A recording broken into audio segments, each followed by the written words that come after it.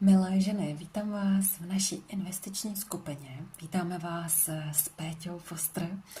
Moje jméno je Míša Ulmanová a již 7. rokem zhruba jsem investorkou.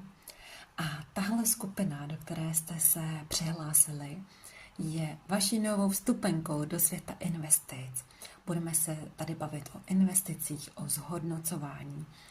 Je to bezpečný prostor, tahle skupina je bezpečný prostor, kde se můžete kdykoliv na cokoliv zeptat, pokud budete potřebovat se poradit nebo získávat vědomosti v oblasti investic a spoření, tak jste tady přesně na správné adrese.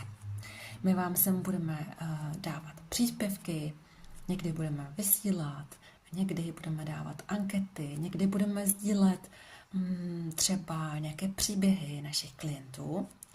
A tahle skupina je bezpečný prostor, kde můžete načerpat nové vědomosti ohledně investic a my vám v tom budeme každopádně moc rádi pomáhat a budeme vás zásobovat různými informacemi ze světa investic, ale i domácí světové ekonomiky, abyste viděli souvislosti, abyste si dokázali propojit souvislosti s ekonomikou a například s cykly bohatství. Takže já se na naše potkávání tady moc těším a věřím, že tady bude bezvá parta fajn žen, které se navzájem i budou třeba podporovat, budou si radit a budou sdílet svoje dosavadní zkušenosti v oblasti investic.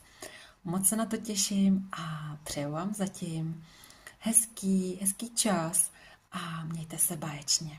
Určitě se uvidíme a potkáme tady ve skupině.